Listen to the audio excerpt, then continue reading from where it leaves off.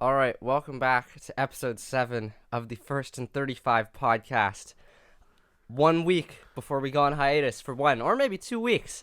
And this will be a pretty short one because almost nothing actually happened aside from me almost getting killed in a subway station. But other than that, in the sports world, not a whole lot to talk about because no real news. They seem to be getting shorter and shorter I know. as the weeks go by. Which may be good in one sense because we don't have to sit here and talk about, meaningless NHL trade deadline acquisitions. But at the same time, we want a little bit of content. And, we've had to find some of that off the topic of sports today. But anyways, really it's just the NHL and baseball because the NFL, couple trades, which we'll get to, and the NBA, not a whole lot going on there either. So, starting the NHL, because I guess the playoff race is probably the most interesting thing thus far. Heated up. Yes. A couple very minor moves, and then a bunch of really goddamn important injuries.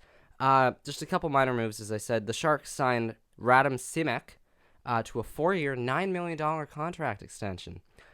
He's 27. He has 2 goals and 7 assists, 9 points in 44 games. I'm reading that, and I have no idea who he is, and I have no idea why he's getting paid that much. Yeah, that's a lot of money. That's over $2 million. Is he a winger? Is he a defenseman? I don't know. I've never heard of this guy in my life. I'm not even joking. I don't know who he is. Yeah, I think I've heard of him like once. Yeah. And it was just looking through, lineups and all that kind of stuff. Because that's what, just over, just around $2 million a year, I guess, it's like right? 2.25. Yeah. So it's, hey, good for him, I guess. I've never heard of him. If I'm him, I'm running into the room to sign that. Yes, exactly. By the looks of his stats. Josh Archibald, who is all around a better player, it would seem, also got signed to an extension by the Edmonton Oilers.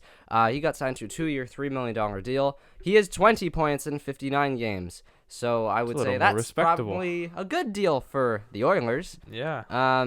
Josh Archibald, he's 3 points away from tying his career high in points. I think he'll probably surpass that fairly easily.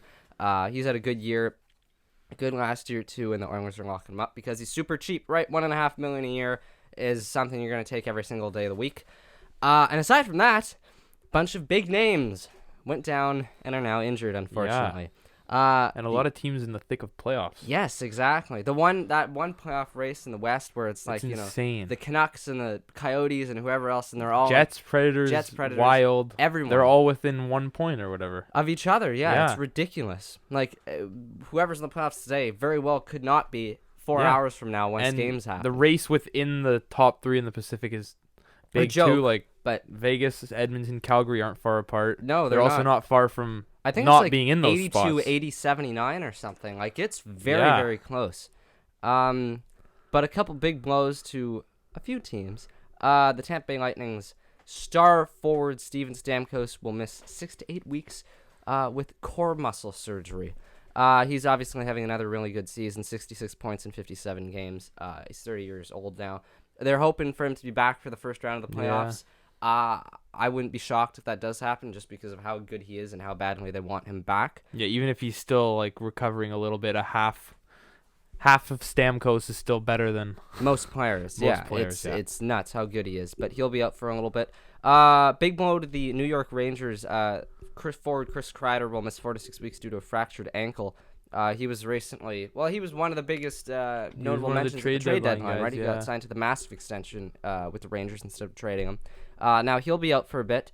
The Rangers, it's interesting because they're obviously in the thick of things fighting for a playoff spot, and Chris Kreider, who's one of their main guys, top six forward, goes down hurt now, so we'll see how that, works out. I mean, they've got enough guys anyways. They're doing coming the same week that Mika Zibanejad scored 5 goals in a game. Yeah, that just about covers Chris Kreider, doesn't it? Yes, it does. And even without Kreider, you have, obviously the Breadman, Panarin, Zibanejad, as I've said, young guys, Buchnevich. Yeah, Ryan Strome's having a really good year too. They have all these guys. So I think they'll probably, I don't know if I want to say they'll be fine, because Kreider would certainly, he's one of those players that could certainly help get them into a playoff spot. Yeah, but if they miss by 5 points or whatever by the end of the year, they're not going to be saying, "Oh, if we had Kreider." Yes, exactly. Yeah. But they're still in the thick of things, and they'll keep competing for it. And Shesterkin just got upgraded to the day-to-day tag. Yes. So on the mend from his car accident. Big man coming back from a bad U-turn. Yeah, which is still not a whole lot of information has actually come out about Yeah. that. I mean, why is it our business anyways? Fair enough. Not really. Yeah, it's not. But still, I want to hear more about, a star, not a star up-and-coming goalie, but a really good up-and-coming goalie. Yeah, they're going to have to do some fine-tuning to the whole Lundqvist situation. He's under contract, I think, for $8.5 million or so for the next 2 years, I think. I don't know if it's just the next year. I think it's this year and next year. This year and next year. It's like they're going to have to maneuver him around. Like, I thought maybe, just maybe, someone like Colorado at the trade deadline would try and get him, Yeah, but it's a big... It's $8.5 million. That's like a free agent you can't sign in the offseason, and you're getting 1 year of a mediocre goalie. At best. Yeah. But I mean, in the Rangers' point of view, you have Shesterkin and you have Georgiev. That's a tandem. And you're going to roll with that for the next 10 years if you can. Yes, you're not going to be playing Henrik Lundqvist any more than you have to, and by all accounts, he's not going to be playing at all. But yeah, so it's a weird... I don't know what they're going to do. Goalie conundrums are always weird because they're like relievers in baseball, right? They're really volatile. You've seen the Sergei Bobrovsky, right, down in Florida, right? Like Michael Hutchinson, even a minor extent, but in Toronto, great season last year with the Leafs. Could not put it together this season, right? And you've seen that Garrett Sparks, the minors, coming up to the NHL. He just couldn't do it. And it's even just a little different in this case because he's been there his whole life, and he was a top goalie. Yeah, he was great for so many years, long right? time. And you can't just say see ya. Yes. To a guy who did that much to your franchise, got them to the playoffs that many times, got them to conference. Like he's been a stud. Yes. And I also don't know if they would even say at this point that it's a bad contract just because of how much he's given you over the years. Yeah. Like I know it's a bad last year. It's an unfortunate ending to his tenure, but he was well worth it for quite a while, right? Yeah, no, I'm sure if you asked the general manager right now, he would say, yeah, I would do that again 100%. Yeah. But even, like, another goalie one, actually, because I was watching the game yesterday, and I saw Corey Schneider, who was back with the Devils now. Yeah. And he's starting. He's done really, really well since coming back. Like, amazingly well. Well, he got sent to the AHL. I think that was, like, shot to the ribs. Yeah, and he was down there for a while, and obviously he was a good NHL goalie for a while, but then he went to New Jersey, and he just suffered badly. He could not put things together. Yeah. But now he's back up. And obviously they have Mackenzie Blackwood, so it's not like Schneider's going to come over, take, the primary starting spot for them. But it's a nice piece to have if he can put things back together. And then there's another tandem that you don't need to really worry about. Although Schneider obviously can go up and down real quick. But the way he's looking right now... He's also getting older, but... Yes. Yeah. Not ridiculously old, though. Not Lundqvist age. Yet. Yeah, like no. But he's getting up there. But I think that'll be an interesting one to watch, too. There's a lot more, I should say, goalie tandems, pairings coming out. Like, the one in Pittsburgh, right? Tristan Jarry and Matt Murray, right? So it's amazing. Jarry's been amazing. Matt Murray was the guy for a little bit, but that's a tandem. The one in Boston, Tuukka Rask and Jaro Halak. The one in Dallas, Bishop and Hudobin. Like it's a lot of, even in Toronto, right? Like they're not going to use Jack Campbell enough for him to really be a tandem, so to speak. Yeah, but he's looked very, very well. Looked good. Yes, he's looked great in his time there, and obviously Freddie Anderson on the flip side. There's a lot of teams out there, right? Like Nashville, you could make a case that if Pecorino got his act together, it'd be him and Lucy Saros. And then Holtby and Samsonov out there in Washington. The Islanders as well, Grice and Varlamov. Yeah, they've had a good... So there's a lot of good even pairings. Kemper and Ranta, if you want to... Like, I mean, they're both injury-riddled, but... Yeah, but, like, if they play up to their potential, them too, like, there's a lot of teams out there. Yeah. Like, I would say most playoff teams pretty much are, really. I mean, I couldn't tell you the Flyers. They have Carter Hart. I think they're rolling with Brian Elliott and Carter Hart right now, but Carter Hart's been amazing. Yeah, they're on like an 8-game winning streak or something. Yeah, they're 9-1 in their last 10. Yeah, they're tied with Washington for first in the Metro now. Yeah, they've just gone on such a roll, it's insane. But anyways, and speaking of Flyers, JVR goes down with an injury, a fractured hand, blocking a shot, which he didn't actually mean to block, just came up and hit him. He'll be out 4 to 6 weeks. He's having a decent year, 40 points, 19 goals, 21 assists in his age 30 season. He's just a good presence. Yeah, he's a good presence. He's obviously one of the best tippers in the league to get into the net. Him and Zach Hyman too. But so he'll be missed. I don't think he'll be, he's not a Chris Kreider. No, yeah, not Flyers. a Stamkos Kreider guy. Yeah, but he's good enough. He's that a solid third line player, second power play unit. Yeah, he'll put up points. He'll get things done in the corners. He will. The Hurricanes also had some really bad news. Brett Pesce will be out the rest of the year, 4 to 6 months for shoulder surgery. He went down, I think, in the Leafs game, actually. The David Ayres story. But yeah, so he's out. He won't return anytime soon. They have they such went a out good and got defense anyways. Brady Shea and Sammy Vatanen. Yeah, exactly. And they've had good starts their times in Carolina. So I don't think it'll be that much of an issue per se. But, you know, Brett Pesce is a very nice piece to have on the back end. He's a good, solid defender. He'll put up points. Also, speaking of defensemen putting up points, the Blue Jackets' Zach Werenski became the first D-man in their franchise history to have a 20-goal season for them. I think he's around 40 points in around 60 games. I think that's probably gone up a bit since the last time I checked the stats. Young stud, he's 22. Really he's only going to get better, and I'm amazed actually. I know the Blue Jackets haven't had the longest franchise, history, but I'm amazed that Werenski's the first guy. Yeah, no, 20 goals it is not surprises me as well, but I'm thinking back to like former Blue Jackets defensive cores, and I can't come up with any significant names who would have done that. Yeah, I suppose so. I can't even say I thought back because I have no idea. I don't know hockey like I know baseball. I can't think of these guys, but I'm just, good on. He's having a great season. 40 points for D-man. The Blue Jackets are more than happy to roll with him and Seth Jones in the future. Exactly. Assuming they both don't get injured. Yeah. Because really, it's Zach Werenski kind of by himself at this point. Right now, yeah. On the back end, anyways. But so that was just a little bit of news.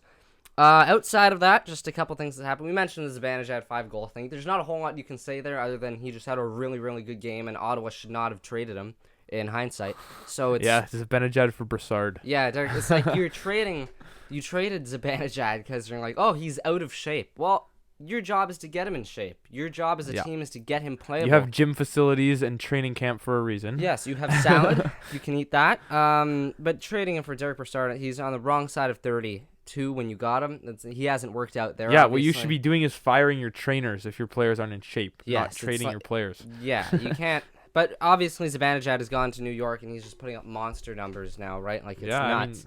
And then Toronto news. They had a California road trip. Everyone loves a California road trip once in a while. They lost all 3 games, unfortunately. 1 point. 1 point. 1 out of 6. Lost point. 1 in a shootout to LA. And could not really score. I'm thinking they've scored 3 goals in 3 games, right? 2 against San Jose. Yeah, they scored nothing against LA. And then one shootout goal against LA. That doesn't even count, though.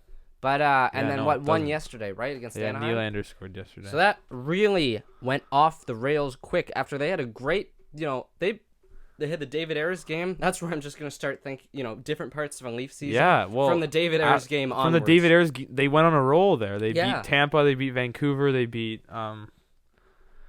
Pittsburgh, right? They beat a Pittsburgh in my head. Game. Yeah, Pittsburgh. Pittsburgh, that's the one I was thinking. Yeah, they were going on a run there, and then they go to California, and they just can't score all of a sudden. Yeah, I don't know what happened. And the goalies look good. Yeah. Usually it's like, oh, the goalie, like, defense wasn't great, goalies got shelled, and we lost 5-3. This was the opposite.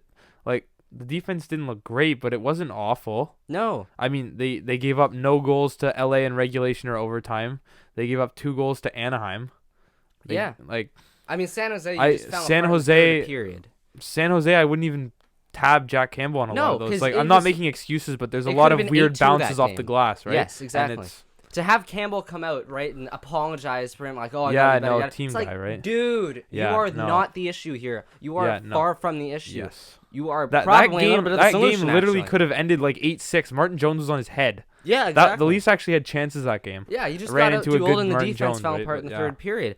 And then in LA, it's like, because I watched just a little bit of that game, it's like LA was asking Toronto to just come and kick their ass. They were playing like, a defensive game. They were playing like, soccer games were like a 1-4, right? Like, it was not as much as it's useless, that LA game was one of the best defensive games I've seen the Leafs play in a really long time. Yeah. Which means absolutely nothing when you score 0 goals. I know, but then you also have to take into account, that's just LA.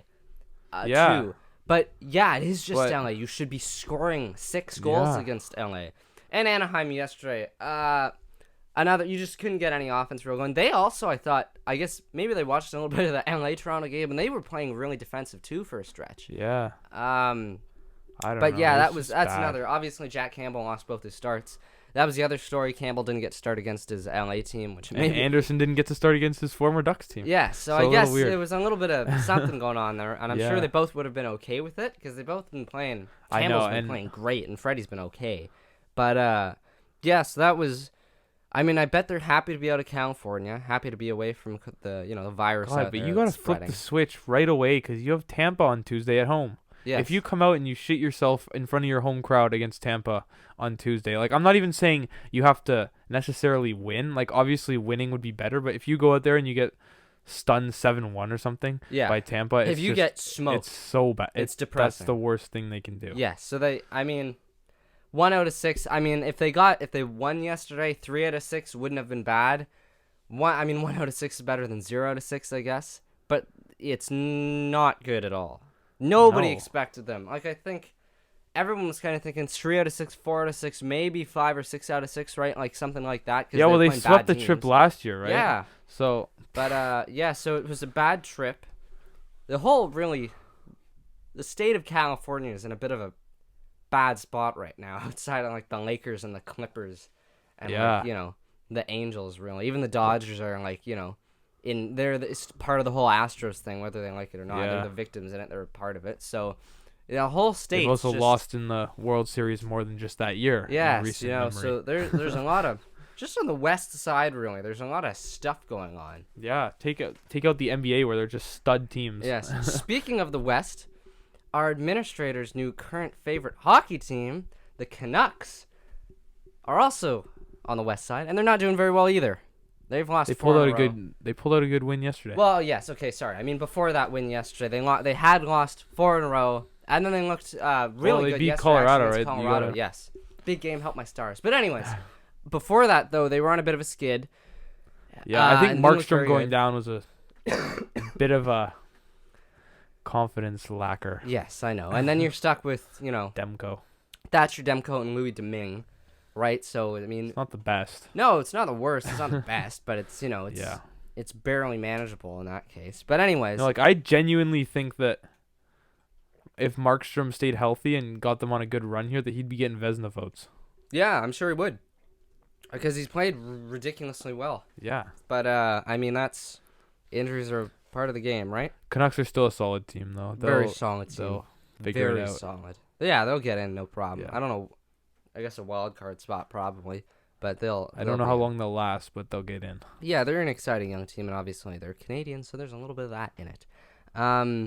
Outside of that, couple trades in the NFL to talk about very briefly, and then probably just on to baseball. The Broncos traded for linebacker A.J. Boye from the Jacksonville Jaguars as they continue to tear down their once unworldly defense in exchange for a 2020 fourth-round pick. Boyes had a good couple seasons, signed a big deal a couple years ago, didn't really live up to it, and so they shipped him out for a fourth-round pick. The Chargers also got offensive lineman Trey Turner from the Panthers in exchange for tackle Russell Okung. Both guys, I think Trey Turner's, decently young still, but Okung's getting up there, and then, it's just really a trade of, big guys up front, right? So it's, neither guy was working out too much on their Just sort of respective change of teams. scenery type of thing. Injuries, I know both, I think Okung only played in 3 games last year or something like that, so there's, that, and they're just looking for fresh faces. And then the Chargers, probably in the biggest news, if you can even call it that at this point, they re-signed running back Austin Eckler to a 4-year, $24.5 million deal with $15 of it guaranteed. He's 24. He was an RFA before they signed to this deal.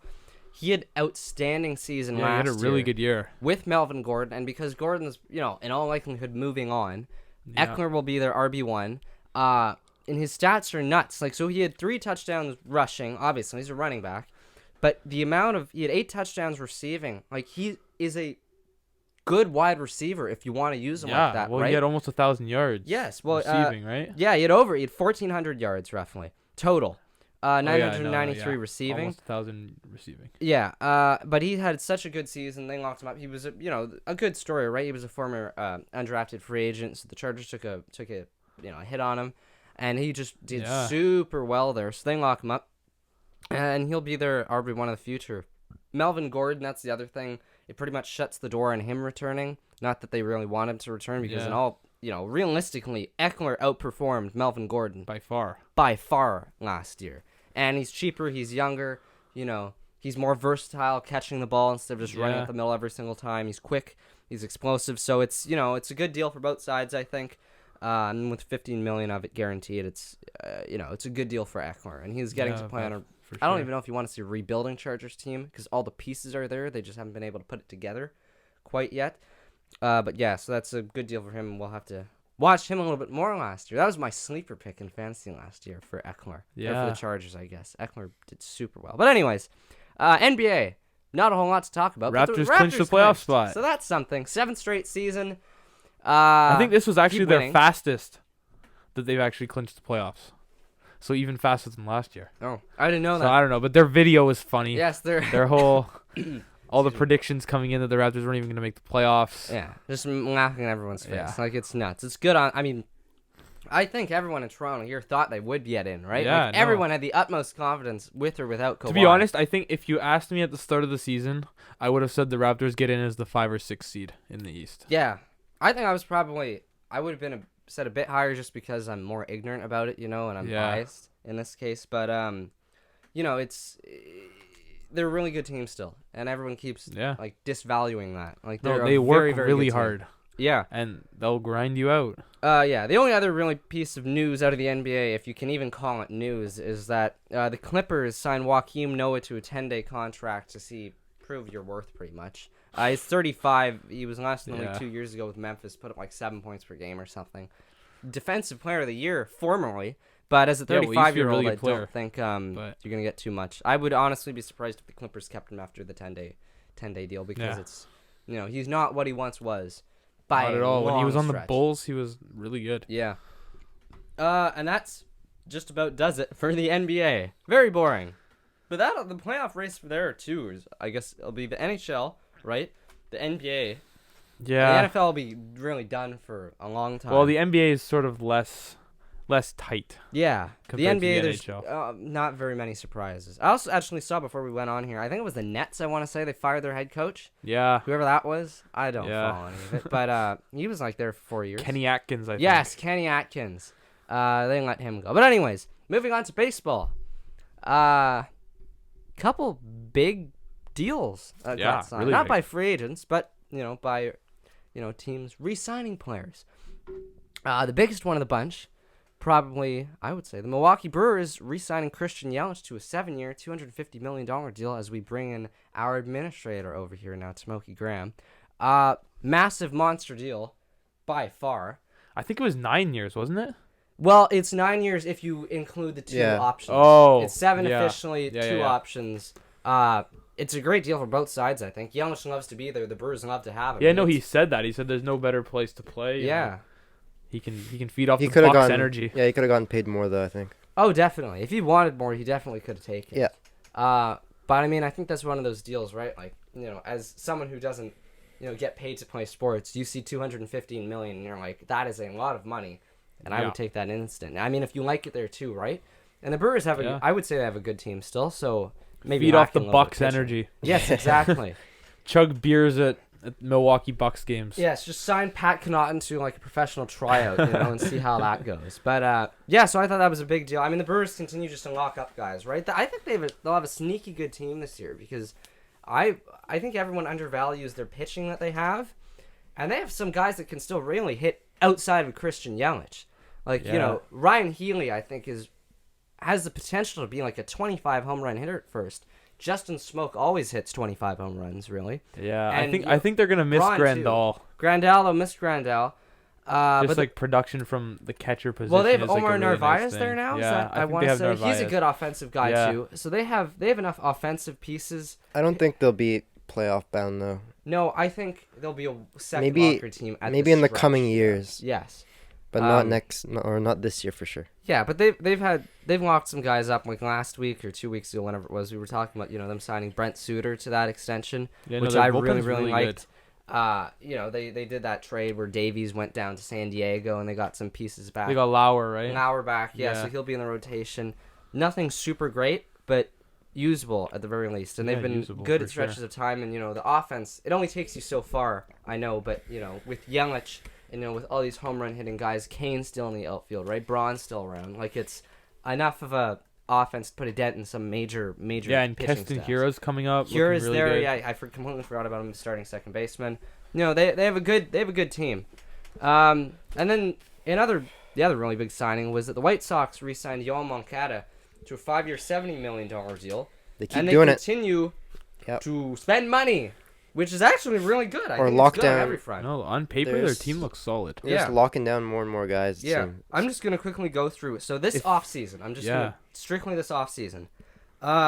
They have either signed from free agency or re-signed or renegotiated contracts for Yoel Moncada extension, Aaron Bummer, we talked about that last week, big extension, Edwin Encarnacion, that's like $12 million for 1 year, that's a decent amount. Dallas Keuchel, Jose Abreu, they got back and re-signed. Louis Robert, they paid a ton of like $40 million for, right? And Yeah, he'll be hasn't in the even played a outfield. game in the majors Yeah, yet. Eloy Jimenez. I included that even though that was last year because they changed the contract structure a little bit.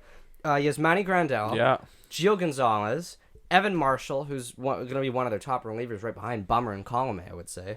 And then they traded for Nomar Mazara, and we reworked his deal a little bit too. Yeah. So they went off. Big off season. Yes, they're not messing yeah, around. and to add that to Tim Anderson and like led the Yeah. league in average. Yeah, add that. Yes, Like- and the pitching staff that's Rinaldo Lopez up and coming. Yeah. Lucas Giolito, who was really good last year for a stretch, then he kind of tailed off, right? Yeah. But I think it's a really underrated team still with the Chicago White Sox because nobody's really used to them blowing absurd amount of money, right? No, yeah, I think they can Yeah. have better year than Cleveland. They're the sleeper pick for this year. Yeah, I'd say. I think I read somewhere that if you take into account all the contracts they've signed, they've handed out something like $336 million worth of contracts this year. Obviously, it that doesn't includes surprise me, right? many Many years. Yeah. But yeah, it's just nuts. So they I went don't out. know. I don't know if they'll get past the Twins yet. Yeah, I don't think. I think they can we'll- get we'll see obviously what- the Tigers, obviously If the Eloy Royals. comes out and hits like 40 Yeah. bombs and Luis Robert is the yeah, favorite to win the AL Rookie of the Year like probably that outfield. right now. Look at that, like Robert, Mazzara. Mazzara and Eloy. and Eloy, all hit a lot of home runs. Now Yeah. Robert did it in the minors for a while, but Jimenez did it in the majors last year. Like it's Yeah. and Mazzara's always done that, so it's nuts. They have a good mix of young and old guys too. Yeah, they have. It's a good mix. I really like what they've done with the team. I really like it because they were in a Yeah. rebuild. They got these good guys. Anderson, obviously, no matter how much I actually hate him personally, but all these guys, a good Oh mix yeah, of young Anderson's guys. a really good player. And yeah, he's an underrated shortstop. I'll give him that. He Yeah. hits. He's an arrogant little. He You hit know like what? But 340 last yeah, year. he's a really good hitter. I hate to be a downer, but Terrible defender though. like with the advanced statistics, he apparently got really lucky because like his BABIP or BABIP, which is like yeah. Oh, like what your average should be, yeah, was balls much in lower. play and stuff. Yeah. Yeah. Much Well, lower. that doesn't shock me. His defense is horrendously awful. No, yeah, but you gotta Honestly. think like even if he did get lucky, if you take 340 down to like 315, that's still like No, it was a like two solid something, I think. 2 something. Yeah. Wow. But he still got the 340 or whatever he was at. Yeah. In any case, hits a Yeah. bunch of home runs, gets a bunch of RBI, and he'll be in the middle of the. I think he's one of those guys who doesn't even really like baseball. I think I remember seeing that last year. He just Oh yeah, he doesn't watch he games doesn't ever. follow anything outside of the White Sox in his own games, and he's kind of like Adam Dunn. I don't know if you remember that whole I thing, remember but Adam he Dunn, didn't yes, I even like remember playing Adam Dunn. baseball, which Yeah. just seems ridiculous. To Yeah, me, it but I does don't seem know. ridiculous, and that's one of the many Reasons reasons why you I hate him. Yeah. don't like him at all. But anyways, Yeah. the Red Sox made the only other real major league signing. They signed Colin McHugh to a 1-year, $600K deal. McHugh was really not good last year in Houston. Pitched out of the bullpen, had like a mid-4, high-4 ERA, something like that. He'll probably jump into, I would say, one of the starting spots, or at least the long man, Yeah, role well, they in have Boston. nobody in their bullpen. because they DFA'd Hector Velasquez in exchange for signing McHugh.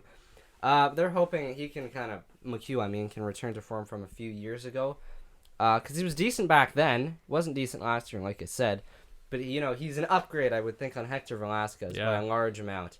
And we'll see what the Red Sox. They're in a mess right now, right? They have to have guys that can play, so they just need anybody they can get.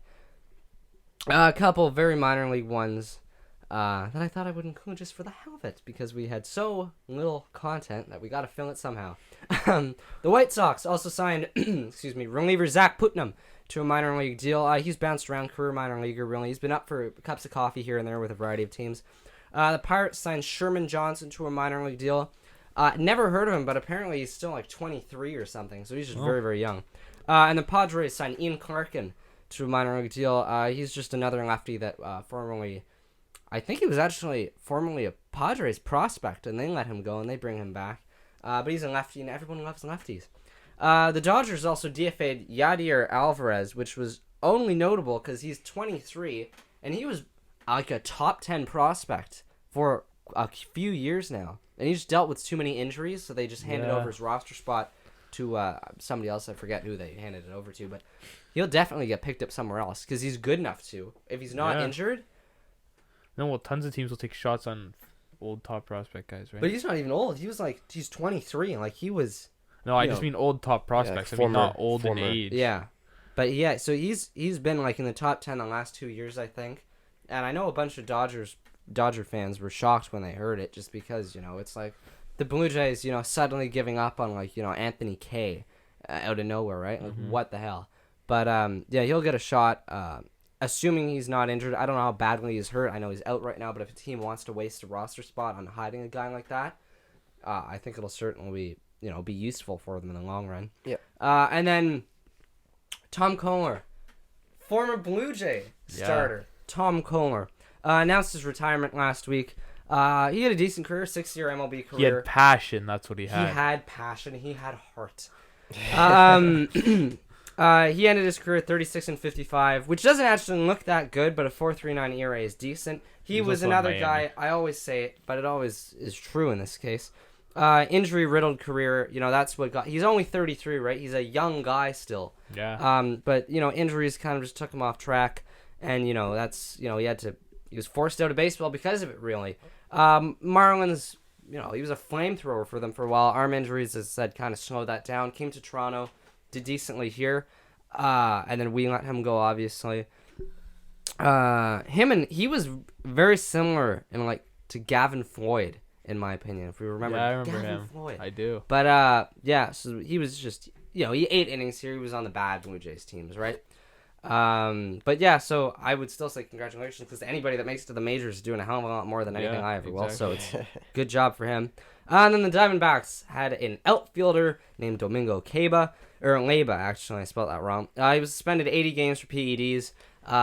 Just another minor league guy that got hit up for, charged with that. And that's about it.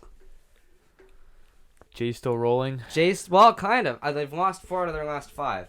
Have you seen the home run, the given up leaders for spring training so far? I have not.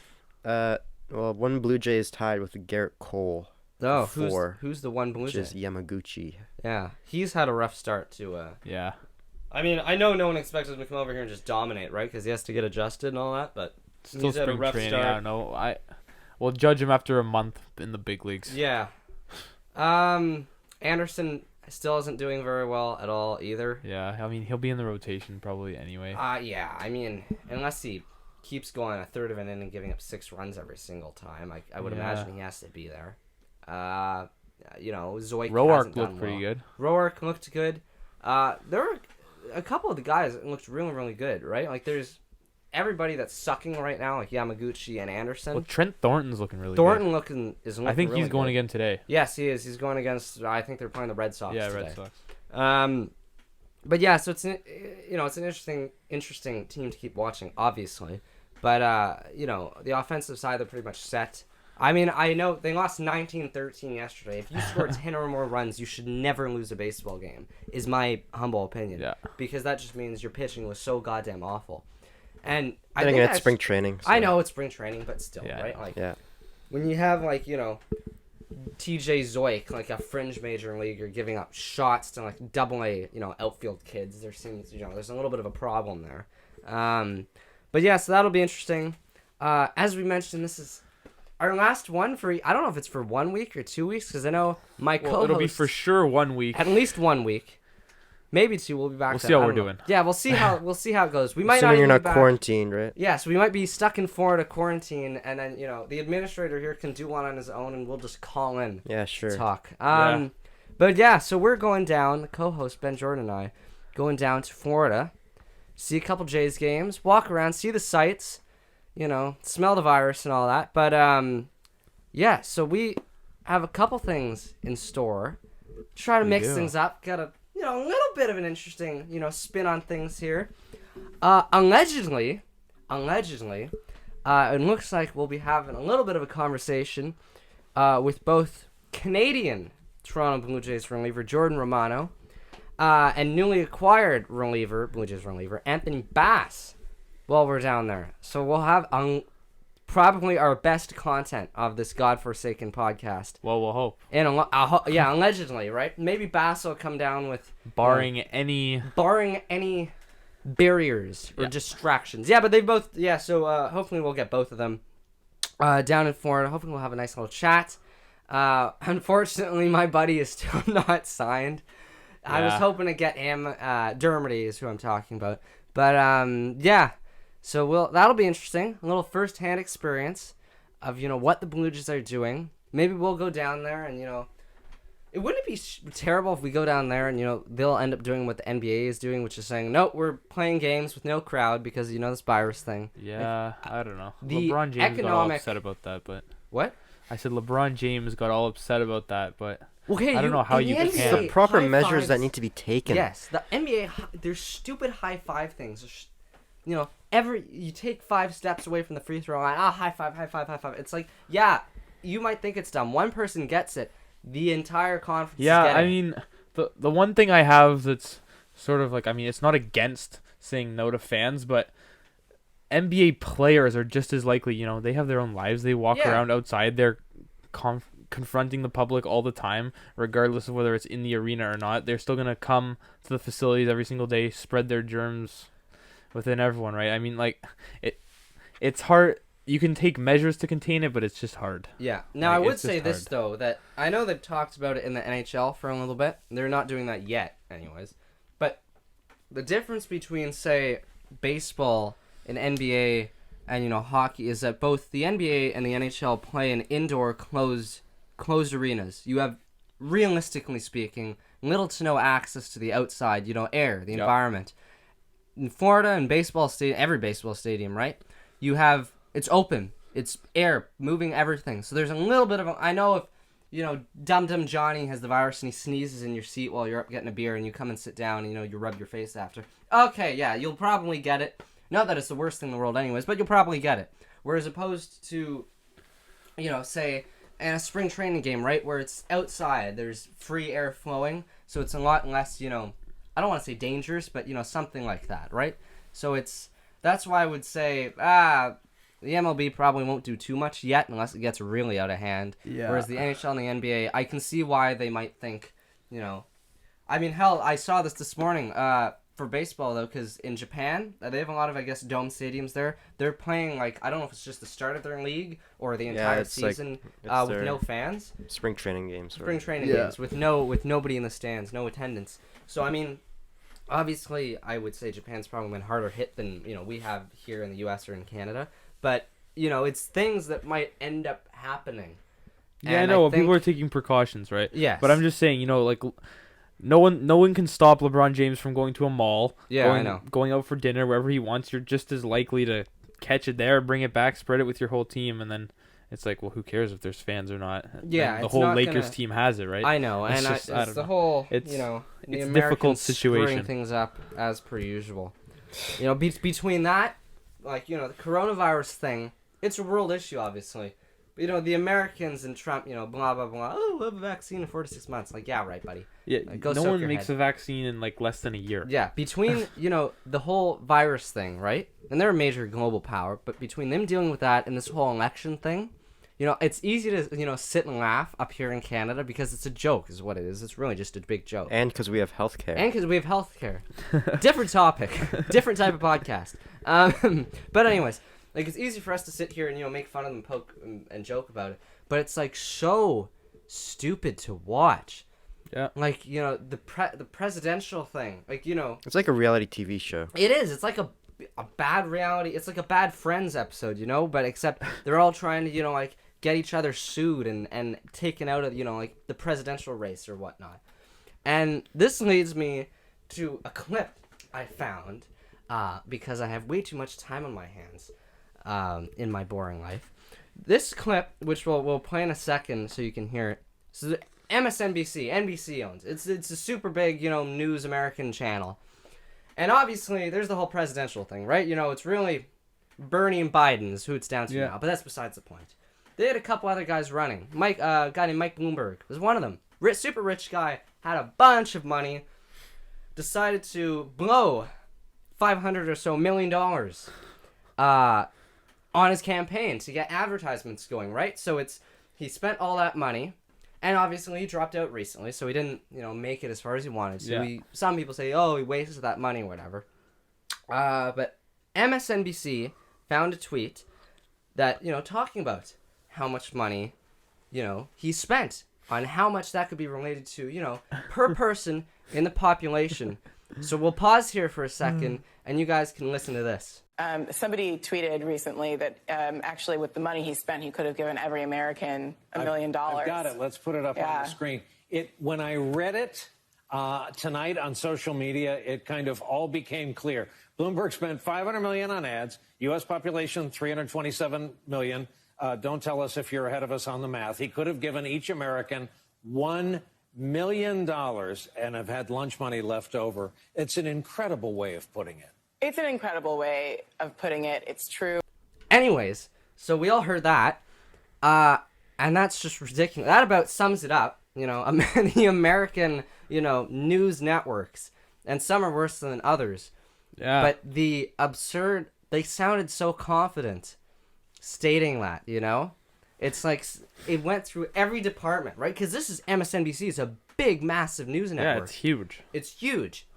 And that had to go through, the producers, the people finding the tweet, right? And they showed the tweet, too. They didn't just talk about it. They showed the tweet. Obviously, we couldn't see because we're just, recording our voices. But, they showed it, and they talked about it, and they were so proud of it.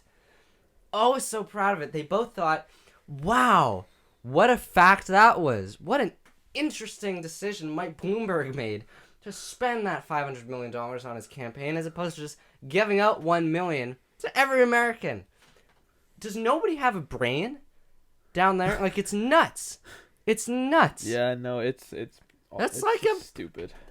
That's like an elementary school math problem, right? Yeah. 500 divided by 357 or however many the people there are down. Like, it's nuts. Ridiculous. And I know we're getting sidetracked from our discussion about sports because there's just not a whole lot to talk about this week. But it's just ridiculous. It's like an ongoing, bad movie down there in the U.S. Like, it's nuts. It's like a book and a new chapter comes out every single week. Yes, it was this. Yes, this one. There's always a big twist. Yes, there's. About who's the dumbest one there? Yes, who can make things worse? And right now, I would say it's probably not looking too good for them between the presidential stuff and Twitter being the talking ground platform and yada yada yada, and a bunch of people dying in Washington. Not to make light of that, but I'm just saying it's happening. It's a right? fact. It's a fact. It's a fact. It's an extraordinary way to put it. Incredible. It's an incredible way to put it. But it's such a messed up. It's so messed up that we're talking about this instead of talking about sports. One, because not a lot of things have happened. But two, how we're all like, teenagers up here in Canada, and we all think probably that we're smart enough to do a simple math question and not have it broadcast on national primetime television in the U.S. about a presidential candidate. Like, it's ridiculous. But anyways, if there's more baseball or more stuff going on, we wouldn't have gone off on this tangent. Or at least I wouldn't have. But, yeah, so there's my rant about the American, news network system and all that. Yeah. Infuriating Hopefully to watch. we don't get stuck. Yes, hopefully, back to the point. Hopefully we don't get stuck in Florida. Hopefully we make it back alive. And, hopefully we won't have to force the administrator here to take over the podcast as the lone surviving member of the First and 35 podcast.